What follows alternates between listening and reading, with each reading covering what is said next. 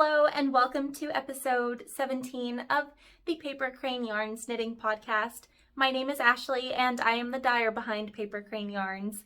I'm also coming to you from my yarn store located in Central Alabama, also called Paper Crane Yarns, which is also how you can find me on Instagram and Ravelry, as well as Etsy, all of those as Paper Crane Yarns. I am moving away from my Etsy shop and I do have my own website at papercraneyarns.com, so that's where you can find my whole store selection, including my project bags, my hand-dyed yarn, as well as all of the other incredible brands and designers that I work with.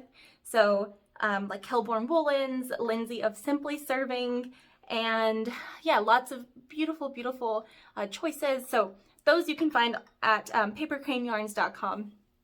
And so welcome if this is your first episode, and welcome back, as they say. I usually don't say that myself, but I felt like maybe this time I would include that because it's a pleasure to get to podcast here on my channel, and I do appreciate all of you who tune in to watch and join in with me.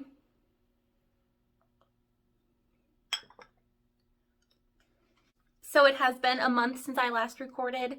I've had a really busy past couple of weeks through March. Today is April 2nd of 2022. Today is a Saturday. So I did miss a recording weekend, but again, I had a very busy month. I had family come in to visit, and we had a baby shower for my baby who's due in July. I'm feeling a little rusty with recording again. So I've also been preparing for the Great Smoky Mountain Fiber Fair at the end of April, where I will be vending. That's in Tennessee, in Townsend, Tennessee, which is a bit out of the Gatlinburg, Pigeon Forge area. So if you find yourself out that way in April, please come by the Fiber Fair and come check out my booth and come say hello. I am really looking forward to it. This is my first time vending at a fair, so it feels really special and very stressful. The preparation it's been more panic than anything else. I need to really get down to the hard work aspect. Now that I haven't been working hard, but I really need to kind of amp it up. So that's what my next few weeks are going to look like. It's going to be a whirlwind. Hopefully I'll have time to record another episode before I leave for the Fiber Fair, but we'll see about that. And I have been dabbling in recording more studio processes, so some like studio vlogs, things like that. And it's also because it's April, it's growing season here in Alabama and in many places at this point in the US. So a lot of us I know are busy gardening away, and that is a project, that is a whip, by itself. That takes a lot of effort and time, and so yeah, my attention has been divided recently. I've been adoring it though, and hopefully I'll get to include lots of footage of my garden this year.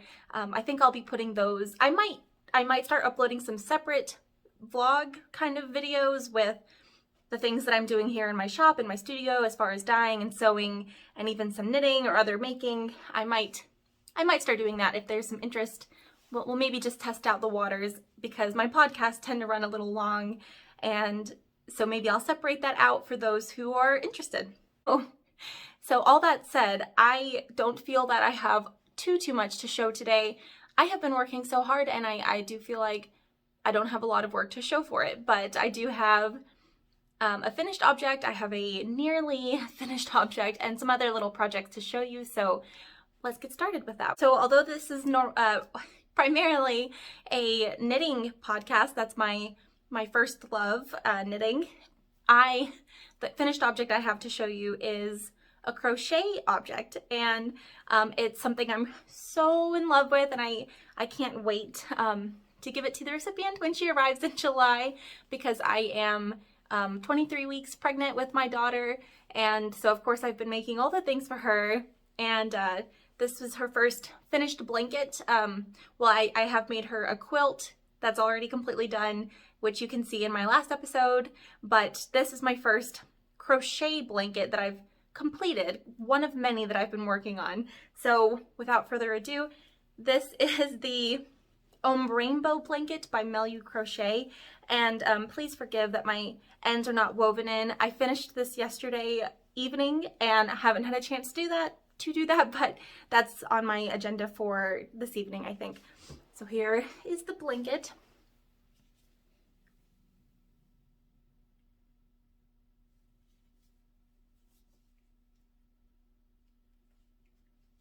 I'll try to include some secondary footage that kind of gives you an overhead view of this full project because it's so gorgeous, and the shape, it is a rainbow. So it's circular across the top, and then it's got a straight flat edge with baubles hanging from the bottom. And holding it up, you may not be able to see that quite so well. So I'll try to include, as I said, some additional footage. But I love this blanket. So the specs of this project, this, again, it is a crochet blanket. This is a paid for pattern by MeluCrochet. That's M-E-L-U crochet. And this is using the Hobbii Rainbow Bamboo yarn from Hobbii, and it is held double throughout the project. So the weight is it's thick and heavy, and it's 100% bamboo yarn. So I'm really just so happy with this project. The marled effect, I think, is absolutely gorgeous. So again, you hold the yarn double throughout the project. You start here in the center of the rainbow with this sort of navy gray color, and you move on to this sort of dusty pink shade. And then the only complaint I have about this project is when I ordered this as a kit from Hobbii, they did not send me one of the correct shades for the designer's original project. So here in this very wide blue section, these are two different shades of blue, and you may be able to kind of pick up on that, but one of these colors was supposed to be lilac. So I believe this one transitioning from the pink should have been lilac, but it's actually kind of like a lighter blue, and then it goes into a more of a green blue and then green. So that's the only issue I had with this. But other than that, this is completely to pattern. I didn't make any modifications, and it was very quick to make. So this is where the ends are really coming in, but I wanted to show you these baubles because I think they're so beautiful, and they carry on that marled look in each of them. So yeah, this was a wonderful project. This could, if you put a rug pad underneath, it's weighty and thick enough, you could turn this into a rug if you wanted to, or like a play mat. I think this would work as a play mat, but my plan is to, when my baby's not sleeping in her crib, to drape it over the side because her nursery is going to be themed around like rainbows and clouds, stars, moons, things like that. So yeah, that's my OmbRainbow blanket. Really gorgeous. I love it. I want one for me. This yarn, I was very happy to work with this yarn for crochet. I don't know if I would enjoy knitting it, but for crochet it was perfect. Yeah, so I want to make another blanket perhaps for me. I love the cream border. I think that really finished off the project really well. So I do have some leftovers, but of course, in the beginning of the project, when you're starting with your initial colors, you're using a lot less yarn. So each yarn comes in a 100-gram ball from Hobbii. And I don't have a ball band in front of me to tell you the yardage, but the pattern, again, she designed it using this yarn, and she tells you that you only need one ball of each color, but near the end, you're going to use up down to like the last yard of basically that final, this reddish pink color. Not as much with the white because you're not carrying this one as far, because as you can see with the most colors, you're carrying it between 3 different shades. So you're starting by introducing it with marling the previous color, then you do 2 rows of the solid color, again, still held double, but then you're marling it with a 3rd color. So the white one you have plenty, but this color I was really concerned I would run out of. I'm gonna grab my leftovers. So this is what I had left of that shade. And so you can see why I was so nervous.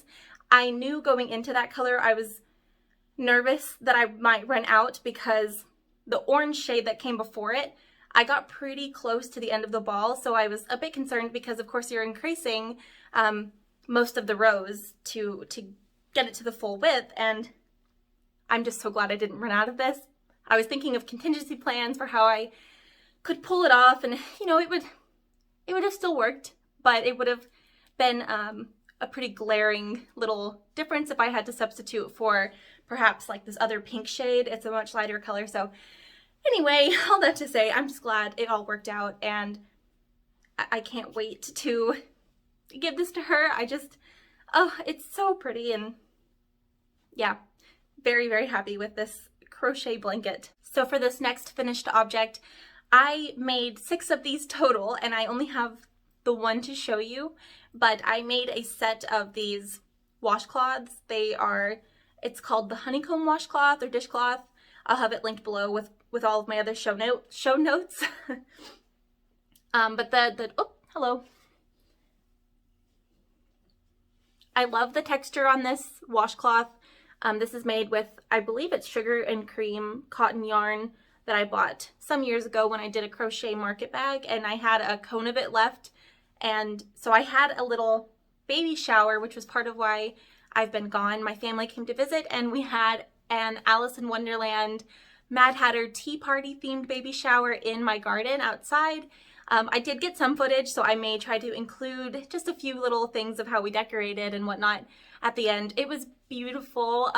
My garden had just started blooming, so we weren't in full bloom yet, but we knew April would be busy with my fair, and there's really no telling like what the rest of the year holds. So we did kind of an early baby shower with just a few family members and friends, and I think we'll be doing another one, a bigger one, later on. So, but because this one was small and I only had a few attendees, I was able to do handmade gifts for everyone, and that again included some washcloths. So I had 6 of these. One of my recipients, she wasn't able to make it at the last second, so I'm going to send this with my husband to give to her because he'll see her soon, and so then this one will belong to her, but all of the other ones have already been gifted.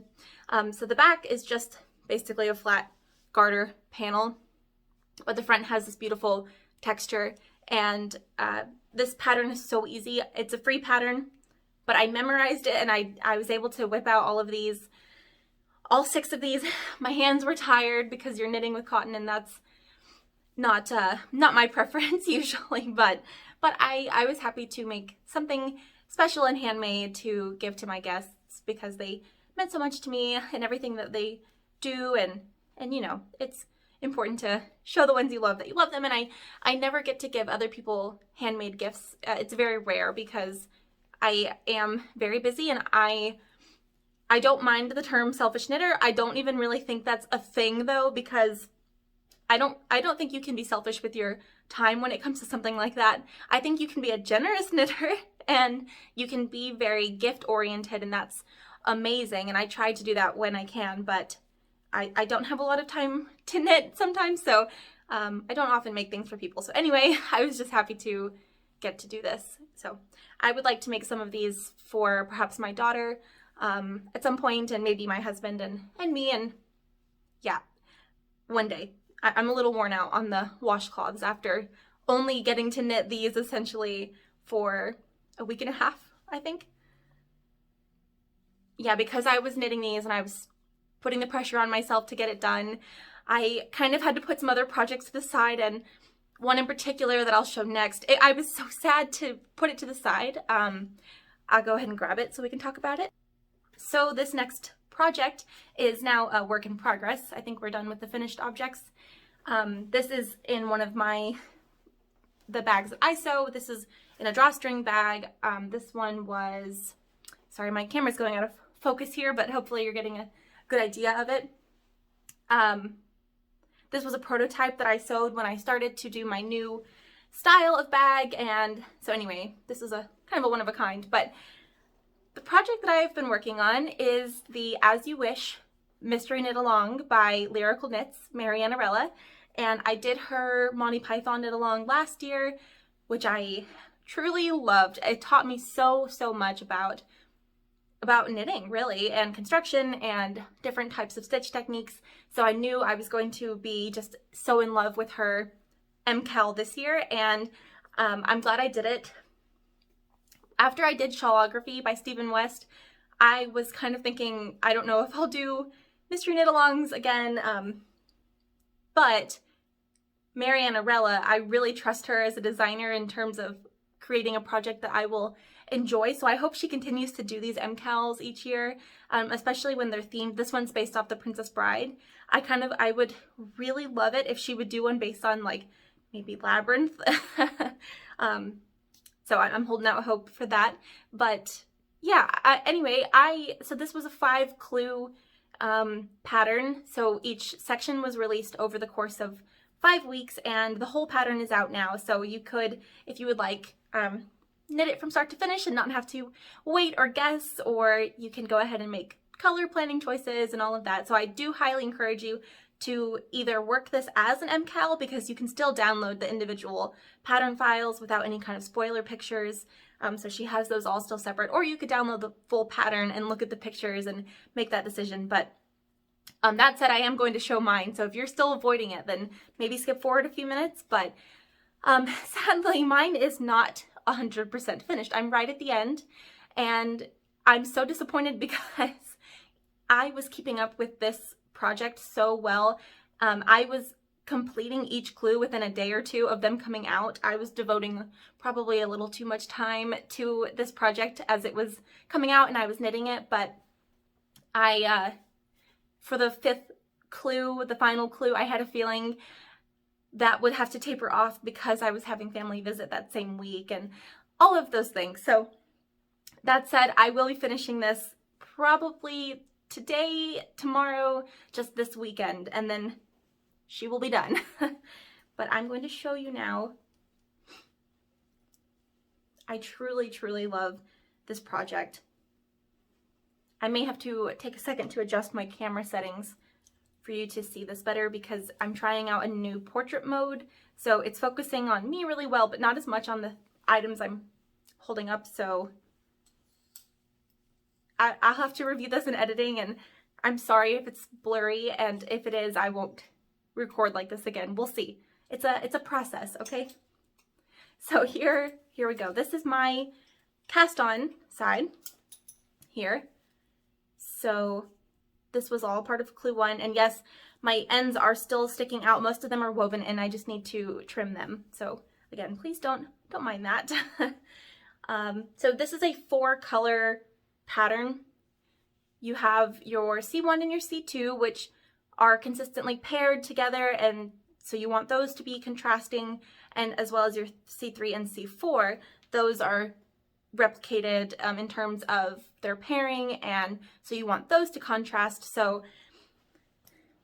my C1 was my Midnight Ball colorway. This is one of my hand-dyed yarns, and this is all I have left. So this is a great project in terms of it's really using up the 4 100-gram skeins of fingering weight. I'm really glad, because I've had leftovers from projects recently, and it's like I want the yarn, but I don't want the pressure of figuring out what to do with it. Maybe in a couple years when I have enough, I'll get to do like a big granny stripe blanket or something that the kids are doing these days. And this is my C2. This is also a hand-dyed yarn by me. It was a one-of-a-kind, but it would be easy to replicate, so I'll probably include this as sort of a tonal in the shop. It is similar. You can kind of see I've got 2 shades back here that this is similar to. It's just a bit of a different, well, it's a different base, so it picks up the dye a bit differently, but regardless, this is my C2. So Midnight Ball, this is a one-of-a-kind, and my C3 is this silver color, again a tonal, dyed by me. These are all my hand-dyed yarns, but again, one of a kind. It's just a simple silver gray tonal though. And my C4 is this peachy blush shade. I'm pretty sure last episode, I don't know, okay, I think I did show clue 1 last episode, so I think we already had this discussion, but perhaps before that, when I was planning for the shawl, I asked for suggestions of which yarns that I currently had that I could pair with these 2. These were, I was dead set on, And then I had some others that I wanted to decide between, and you guys helped me pick I think I knew I was going to go with this one, but you helped me pick my C4, so thank you for that, because I really love the way that it's knitting into this project. So here's all of my yarn I have left, the perfect amount to finish up this project. So the other unique thing about this project is you're using 2 sets of 4.5mm needles. She recommends that you use them, and you could get away with not, but you would have such a headache if you didn't, because it would involve constantly putting something on scrap yarn, taking it off, so and you know, going back and forth. And so if you want to avoid that and you weren't sure why she was calling for the extra needles, I would say make sure you have the extra needles. It's worth it. Okay, let's look at this gorgeous shawl. Again, this is my clue, and this is where I started here, and this is my C3 and C4 pairing. This is where C1 and C2 pair. So I'm really loving the high contrast between the 2 color pairing sections. I think it's playing out really well. The construction for this is very interesting. I don't want to give too much away here, but it includes a lot of alternating between working on this section and then working over here on, well, this is a full one, but then you work on this section, and yeah, lots of alternating. And if you've seen her Nights Who Say Knit, which was again her MKAL from last year, this will look a little familiar because she went with a very similar style of pattern. This is just a long rectangular shawl, which was how the Nights Who Say Knit was as well. And like the shawlography, I would say this was kind of like a stitch sampler, although there's more repetition in this than perhaps shawlography. So you'll see that there's some sections that are kind of repeated, like this section with these baubles and these crosses. Those alternate between the color palettes. So here I just finished one with these colors. So yeah, and you can see here's one set of needles, and here's the second set of needles. So yeah, you can see you can probably tell I'm getting close to the end. There's a lot fewer stitches at this point, and it's going to start closing off, and this is where the shaping will end. So I really don't have much left to go, but it is gorgeous. I kind of wish now I was recording in another mode so you could see it better, because I can see that it's blurring unless it's right up against my body. I feel good that this isn't going to come off the needles, so I'm going to just kind of put it on and give you maybe a better impression.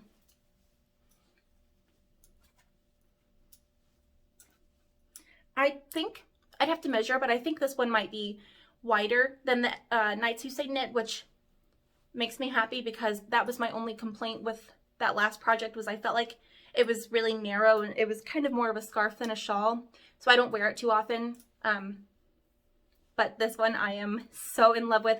I think this is my first time actually trying it on and getting to see it, and it's even better than I thought. Oh, it's so warm. So I'm using a combination of 3 of these yarns are 75-25 merino nylon, and the Midnight Ball is an 80-20. So there's a high wool content here, and oh goodness, it's gorgeous. I can't get over it. I love it so much.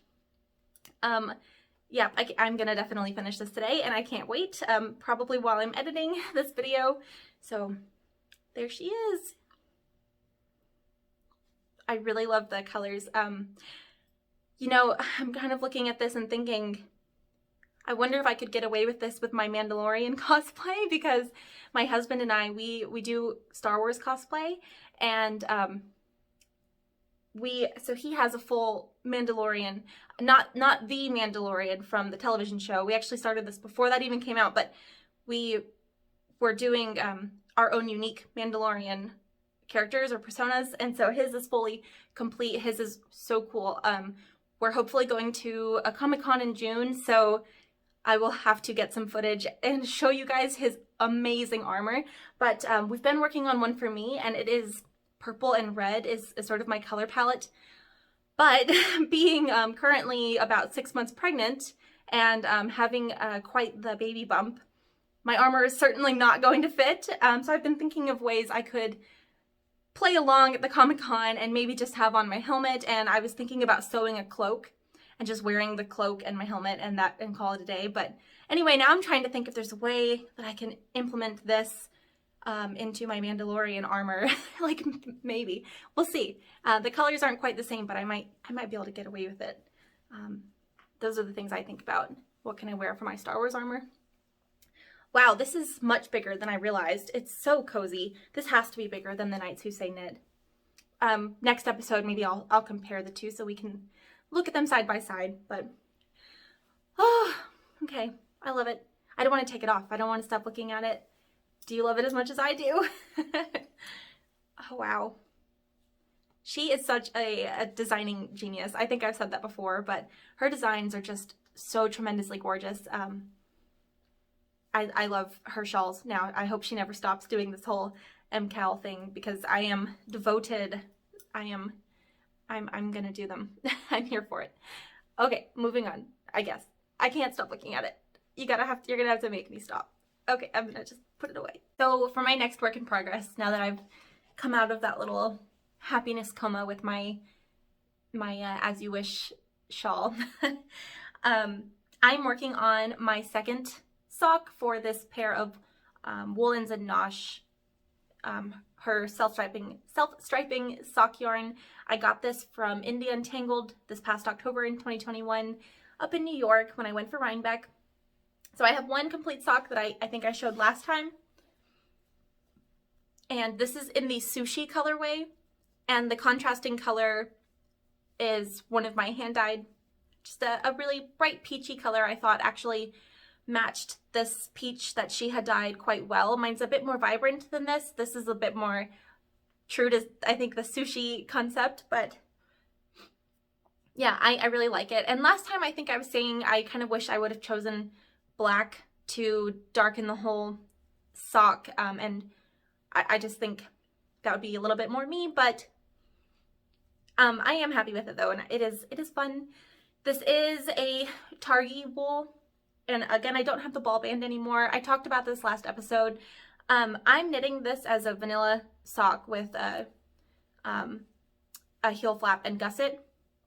And you'll probably notice this leg looks really quite wide, but I also made it really long. So it does fit up onto my calf quite well. It comes up higher than any other socks that I've made. And I usually knit them a little bit big so that they can be scrunched up and sort of slouchy with boots or something of that nature, but this one I can wear kind of like a calf high sock with no ruching, no scrunching, and it fits really well around my calf, so I'm glad about that. So it's worked out, but I did notice, so I'm using my normal stitch count that I would do for a vanilla sock in say like a merino and nylon sock base, but I think this Targhee is changing my gauge, so I will have to check it because I'm curious.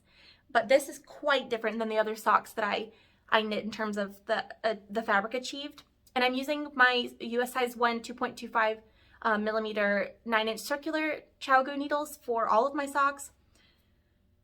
So again, I think it's just the yarn base. And if I were to knit with her yarn again or a Targhee wool for my socks, I would probably go down to a US size 0 for my needles, or even cast on fewer stitches. So we'll see, but this is the progress I've made so far in my second one. I've been slow going with this because one of my students and new best friends, Deisha, if you're watching this, hi,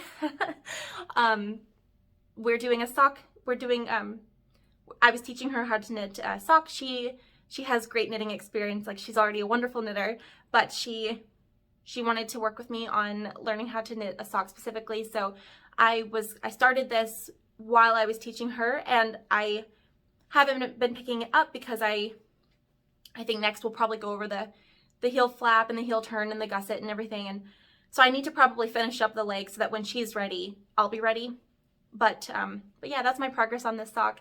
I think I weighed this when I started my second sock, and I had exactly, I had maybe 67 grams of the 100 gram skein left, which is perfect. So I won't be using the whole skein because I'm using the contrasting. So it's nice because normally I don't knit my leg quite as long. So I'm glad I was able to do that. But yeah, I'm loving it. I did not go through the effort of matching the stripes perfectly. I am perfectly fine with that. I didn't think it was worth the time. So they start a bit different, but I think it's different enough that it doesn't look like I just made a mistake. Yeah, I'm not so bothered with getting it to match perfectly. If it did, that'd be great. I don't care enough for that. So yeah, I am feeling better about this project than I was the last time I talked about it. I wasn't sure if I liked the sock yarn as beautiful as it is. I wasn't sure if I liked it for socks for me, but I'm really feeling it again. So I'm happy with where this is going. So that said, my other work in progress is another sock. I got in some amazing new yarn from my shop, and I think I might do a little walkthrough at the end of this video to kind of show some of those incredible yarns. But one that I got in from Kremke wool, and I apologize for my pronunciation. I can pronounce lots of different languages, but German is not one.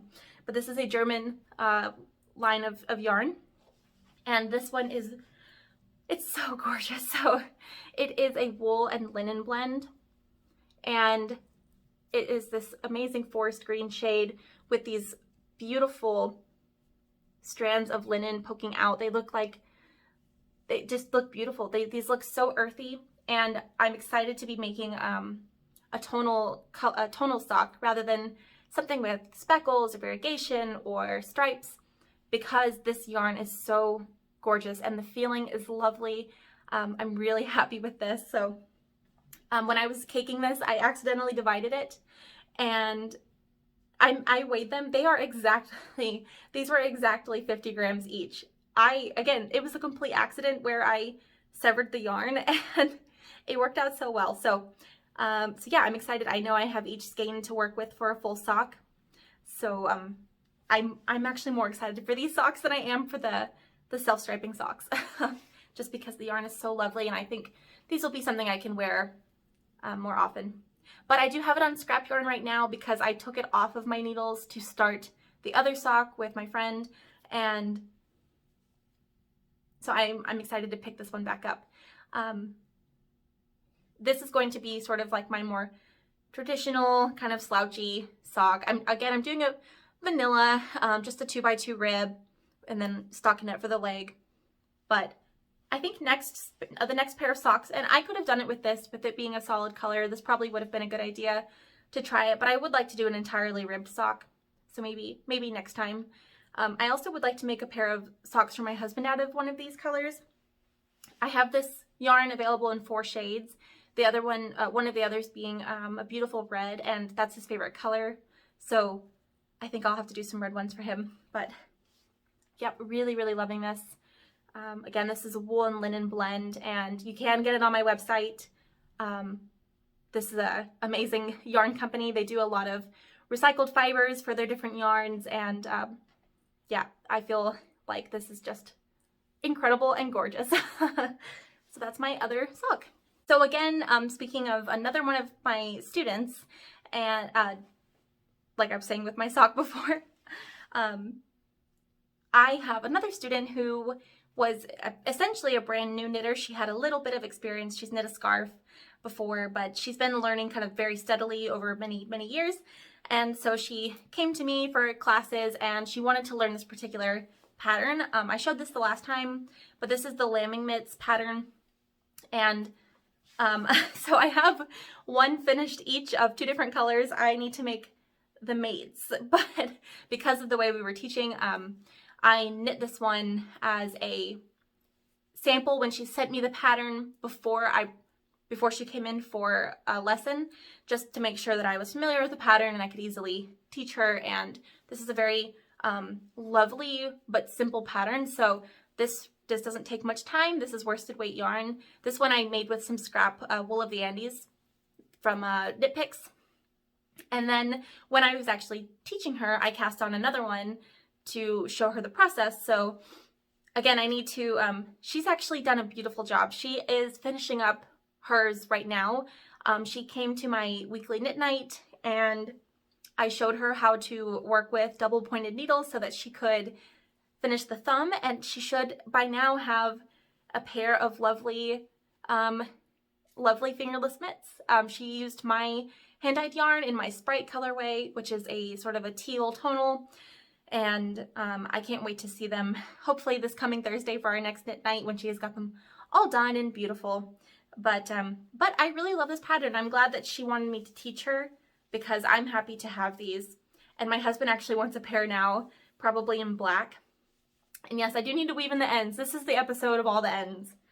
I'm usually good about that, but not today. So, and it's because I finished this again yesterday, I think, so just haven't had time. But it looks a bit wonky over my cardigan here. But there it is. It is this beautiful stitch pattern where you're doing like this, what do they call it? It was like a garter rib, but it looks very intriguing and different, but is actually quite simple. And this is also my hand-dyed yarn. This is close to my honeycomb colorway. This is like a cross between my honeycomb and my soleil colorways. But I dyed this as a practice skein at some point. But it is 100% merino, and it's worsted, and it's so much cozier than this one out of the wool of the Andes. Of course, I could soften this, and I will. But yeah, you can fold this down to give your fingers some more space here if you are maybe doing something more tactile. You can also fold up the cuff, so that's the benefit of having it so long. There's a couple different ways you can wear it, and I really am very happy with these. I needed a pair of fingerless mitts, so this one definitely looks, I don't know, it's this color. I like this color so much, and because it's got the ends woven in, I think this one looks better currently, but let's see, let me remove my cardigan a little bit so it's not quite so bunched up there.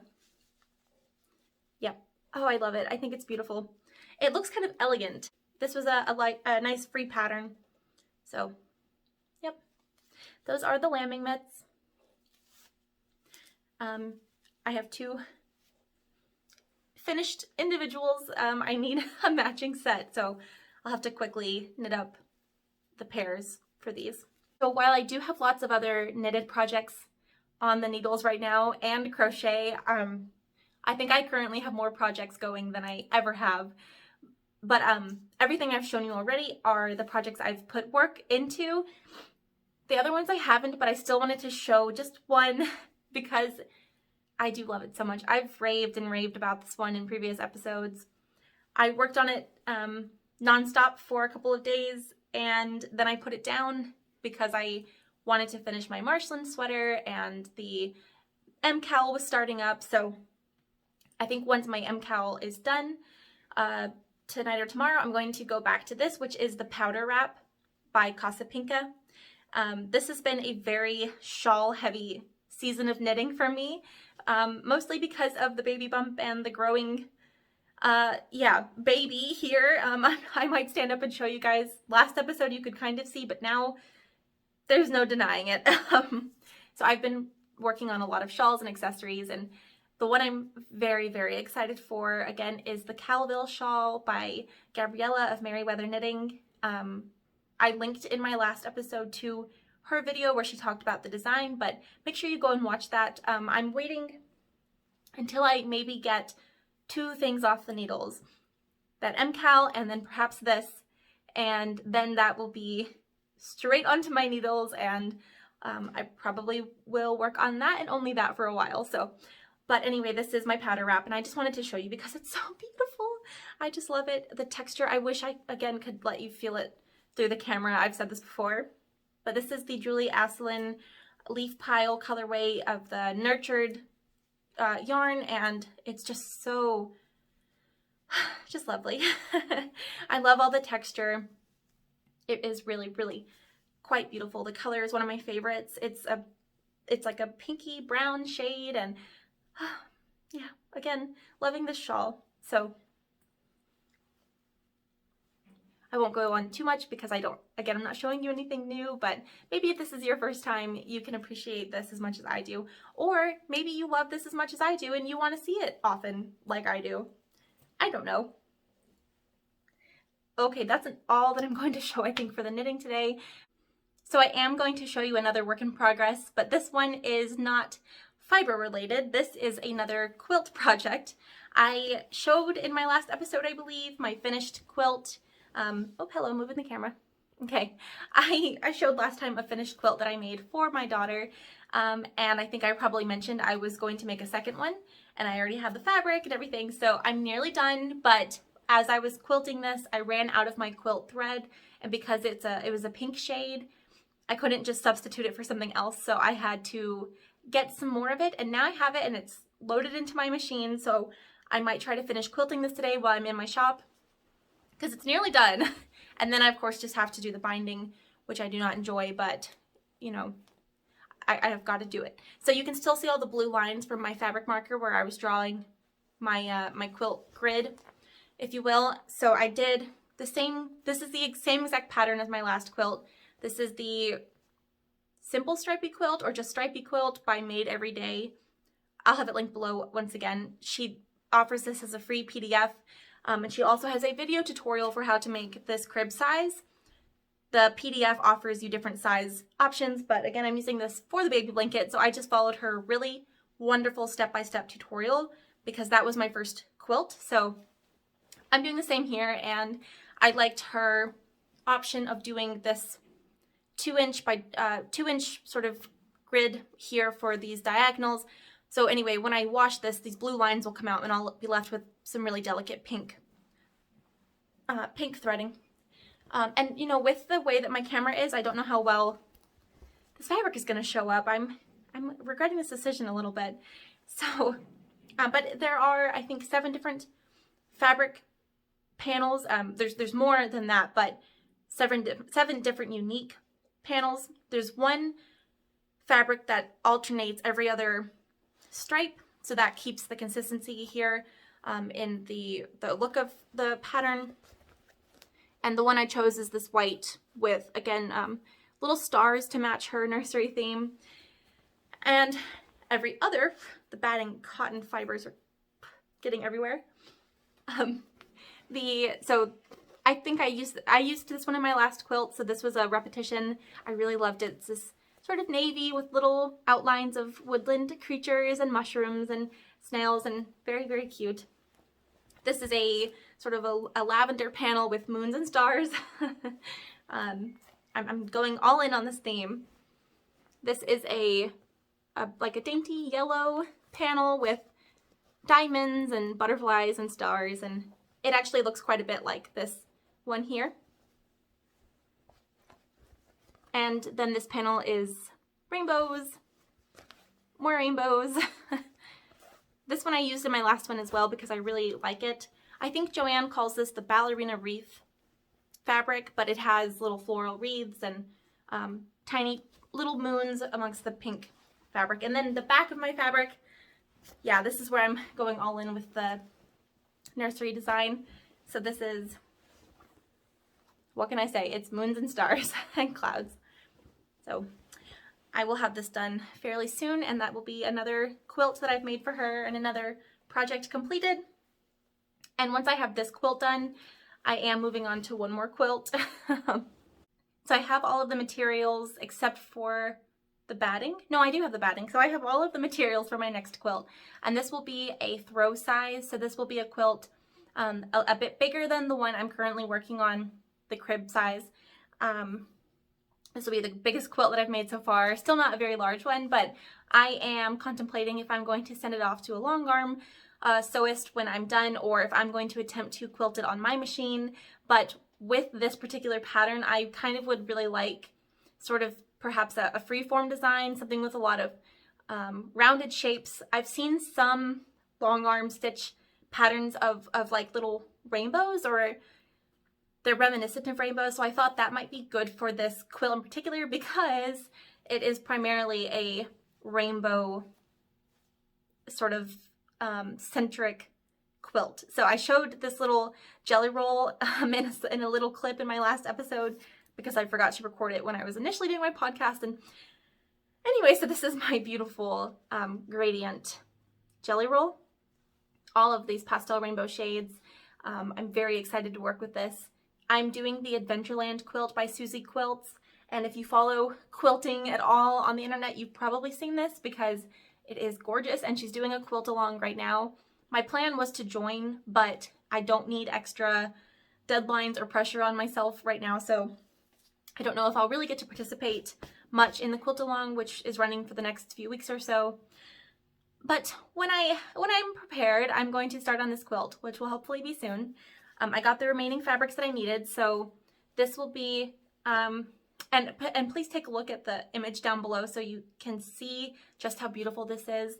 But so I'll be using this for the main strips that run through the center to the, it just kind of, well, you'll see, it has a very interesting pattern with each stripe, but there are big sections of background fabric, and so I'm using this white fabric, but it has very subtle flowers on it, so it's a little bit more intriguing than just a plain white cotton.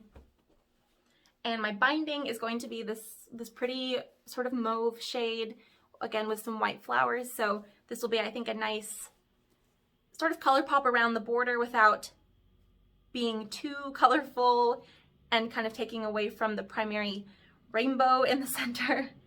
And then the backing, I am kind of feeling a little iffy about this.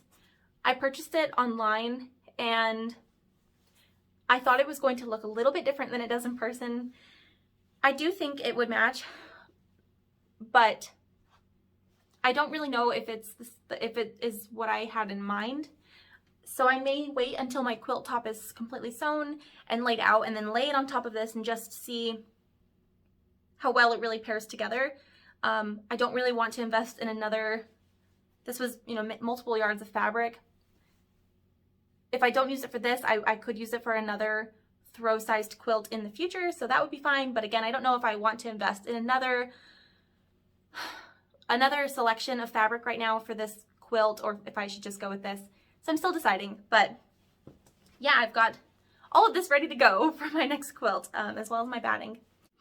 I was about to sign off for the episode, but I wanted to show a few things that I've been working on that I will be bringing to the Great Smoky Mountain Fiber Fair. So if you are interested in the things I'm going to show, I won't have these available on my website until likely after the Fiber Fair, because I need to build inventory for the Fiber Fair. But I will have lots of project bags to choose from. This is one, sorry, I keep hitting the camera. This is one I've been working on currently that I've been enjoying sewing. There's little strawberries on the inside. So these will be available at my booth in Tennessee at the end of this month of April. And I'll have some other designs like this one as well. I also have lots of beautiful new colorways I've been dyeing. So again, you'll be able to find these at my booth. So I've got this one, which I'm going to have to knit a pair of socks out of for myself, but this is called Confetti Popcorn. And it's very fun. It's got a pastel blue base with variegation of pinks and yellows and black, and yeah, I really love this one. I want a pair of socks. I also dyed a new colorway that's available on worsted and fingering, and this is called Oceanography, and it's a turquoise with green and purple and orange variegation and speckles. It looks a little bit more vibrant on my worsted base since that one's of pure wool and this one has a nylon content, but that's one of my new colorways as well. So I'm really excited to present these at the Smoky Mountain Fiber Fair and to also maybe snag one of each for myself. So that's just a small sampling of some of the stuff that I will have. But thank you so much for tuning in today, and hopefully there's a little bit of vlog footage here after this podcast section, so I hope that you enjoy that, and let me know what you've been working on down in the comments. If you haven't already, please subscribe, and if you liked this video, please like this video. And again, thank you so much for tuning in and for being here with me today. I hope you are having a lovely weekend and a lovely spring, and you're getting outside and enjoying the blooms that are cropping up all over the place. And yeah, make some time for crafting and caring for yourself. So again, thank you and goodbye. A little bit of bonus content is this bump. This is ridiculous. This is blowing my mind. You see this? I cannot believe how huge I feel. And it's my little baby in there. I have been feeling her kick every day, and she is so active. She's actually kicked my husband when we were hugging. It was hilarious. Yeah, it's been a joy. But yeah, look at this. When I look down, I can almost not even see my toes anymore. But this dress really accentuates the belly. Yep, she's in there. I also think we have her name figured out finally.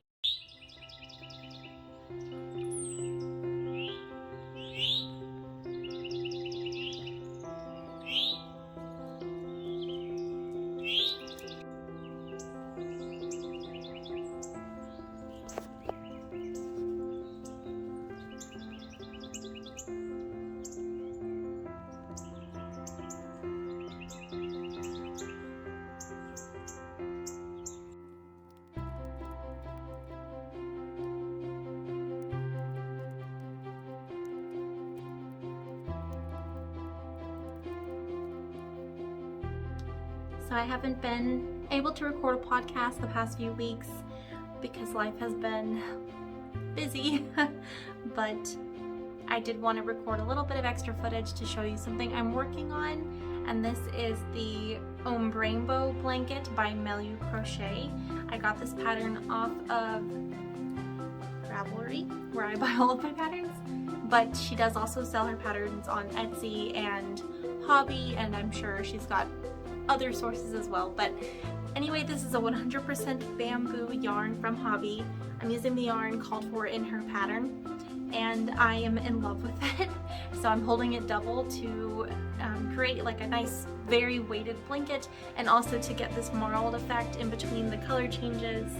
I really, really love this blanket so much. I'm crocheting this for my daughter, who's going to be born this summer, and it's just so stunning. I've had my eye on this for so long, and I'm excited to finally be making it. It's a really, really quick crochet project, so this has taken very little cumulative time, and it's a nice little break from knitting and giving my hands a break and relaxing those muscles. So it's also fairly mindless, and the finished object is just gorgeous.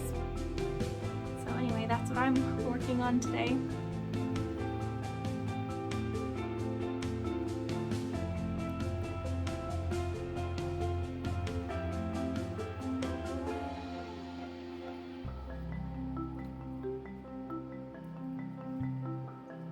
I'm on the final color change of the OmbRainbow blanket by MeluCrochet, and I'm so happy. I mean, you can see I've got lots of tails to weave in, but I'm so very excited about this project.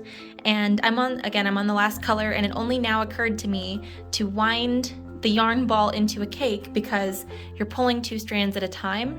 And so now it's a lot simpler to pull a center strand and an outside strand, whereas before I was getting to the end of the colored and I was having so much trouble with like the yarn organization. And anyway, if you're gonna do this project, save yourself the heartache if you're working with the Hobbii bamboo rainbow yarn, and wind them into cakes, because you're going to find that to be a lot easier for you.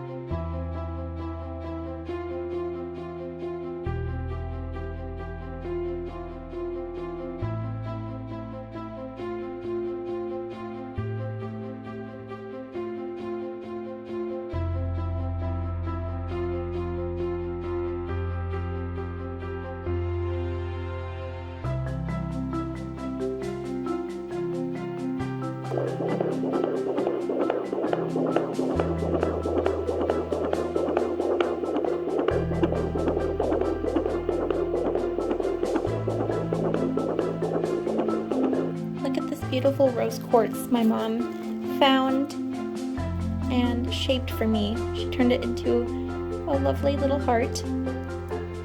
She does a lot of, I don't know what you might call it, I'm gonna say rock foraging, where she goes out into forests and rivers and whatnot and looks for different stones.